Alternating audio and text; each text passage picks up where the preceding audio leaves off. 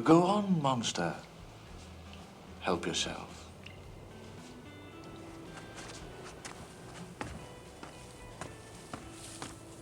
When Sean Connery showed up on the set of Zardoz wearing what's best described as a red diaper, thigh-high leather boots, and a Zapata mustache, everyone, including Charlotte Rampling, had questions. It wasn't just his co-star who was baffled. The audience, the critics, and even Connery himself seemed unsure what strange cinematic rabbit hole they'd all stumbled into. But behind the madness of this now infamous costume lies a story of desperation, ambition, artistic hubris, and an absolutely wild chapter in 1970s sci-fi filmmaking. Let's rewind. It's 1973.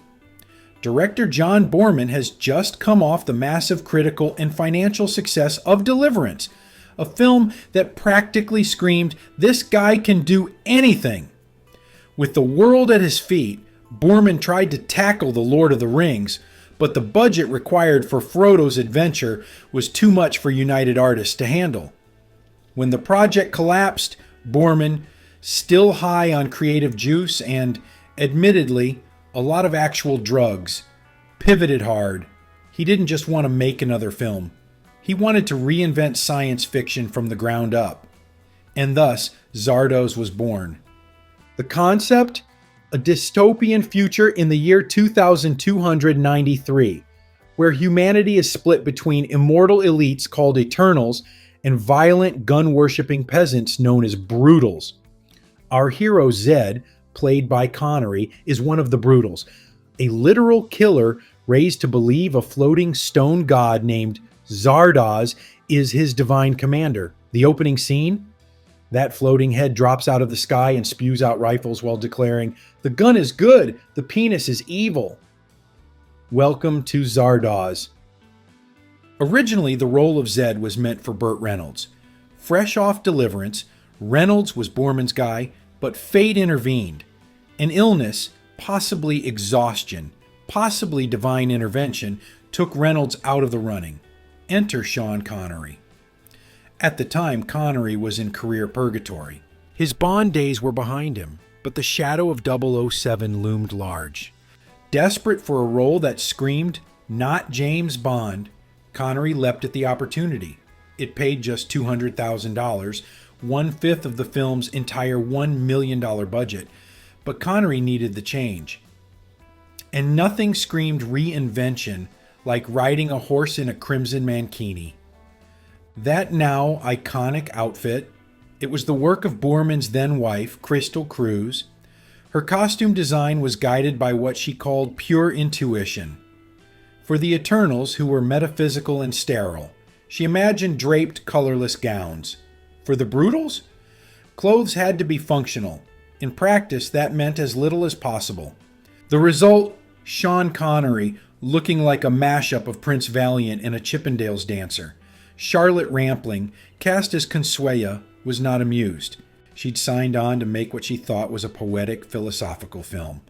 What she got was Boorman's drug-fueled fever dream, with Connery front and center, literally and figuratively. She later recalled her time on set with Connery in a 2013 interview, describing him as seductive and noting that he wanted to seduce all the pretty girls.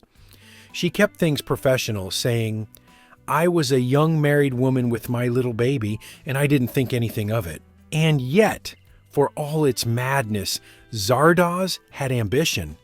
It wasn't just weird for the sake of being weird. Boorman and co-writer William Stair infused the film with dense allegory, high-concept metaphysics, and a dose of post-hippie disillusionment. The Eternals lived in a utopia so perfect they were bored to the point of madness. Men were impotent, people stopped aging as punishment, and immortality had become a kind of existential prison. In contrast, the Brutals lived hard, violent lives, but at least they lived. Zed is the fulcrum. A genetically engineered Superman designed by the puppet master Arthur Frayne, also Zardoz, Zed is meant to infiltrate the eternal sanctum, the vortex, and destroy it from within. And he does. but not before absorbing their knowledge, triggering revolutions, inspiring lust in the asexual elite, and getting Charlotte Rampling's Consuela pregnant. Yes, really. The climax features a full-on civil war, a psychic showdown, and an operatic score by David Monroe that mixes medieval instruments with Beethoven's Seventh Symphony. As chaotic as all that sounds, the production was just as unruly. It was shot entirely in County Wicklow, Ireland, partly for tax reasons, partly because Boorman lived nearby and wanted to keep it local. Sean Connery actually stayed at Boorman's house during filming, and even drove himself to set in exchange for half the money budgeted for a driver. The budget constraints were severe. Many of the extras were local Irish travelers. The guns? Hard to come by due to political tensions in Ireland. The IRA had made importing rifles a bureaucratic nightmare. And then there were the reshoots. The final scene in which Zed and Consuela age and die together had to be filmed 3 separate times. First, the footage was damaged. Then, the negatives were accidentally exposed. Connery, who hated wearing prosthetics, was less than thrilled. By the third take, you can practically see the gritted teeth behind his aged makeup. And in case the weirdness wasn't quite weird enough, there was also a baboon attack.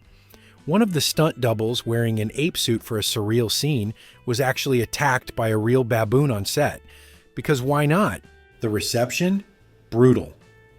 Audiences walked out in droves. Some even warned people in line not to go in. Critics called it incomprehensible, pretentious, and laughably bizarre. But time, as always, is the great equalizer. Today, Zardoz is a cult classic, a baffling, brilliant artifact of 1970s cinema.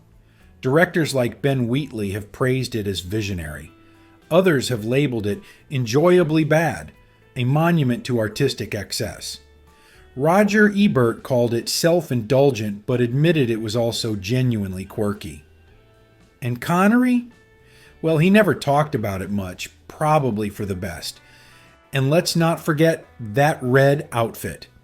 That infamous barely there costume has become one of the most recognizable and memed images in sci-fi history. The original promo shot of Connery, arms akimbo, mustache blazing, remains more famous than the movie itself. And Charlotte Rampling's deadpan expressions throughout the film, they now play like a Greek chorus of disbelief, silently echoing the question on everyone's mind. What am I watching? But here's the kicker. The outfit was the point. It symbolized everything Boorman was trying to do. Dismantle traditional masculinity, challenge sci-fi tropes, and embrace the bizarre. It was absurd, yes, but also unforgettable. And in a world where most films are forgotten within a week, that's a rare achievement. So the next time you see Sean Connery in that crimson loincloth, don't laugh. Well, okay, laugh a little. But also remember, Zardoz was the kind of film that doesn't get made anymore. A product of unfiltered imagination, creative freedom, and a bit too much inspiration from the 70s drug cabinet. Now it's time to hear from you. What do you think? Was Connery's bizarre Zed outfit a stroke of gonzo genius, or an unfortunate wardrobe malfunction that defined an entire film?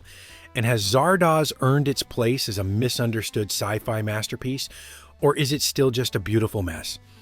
Let us know in the comments below.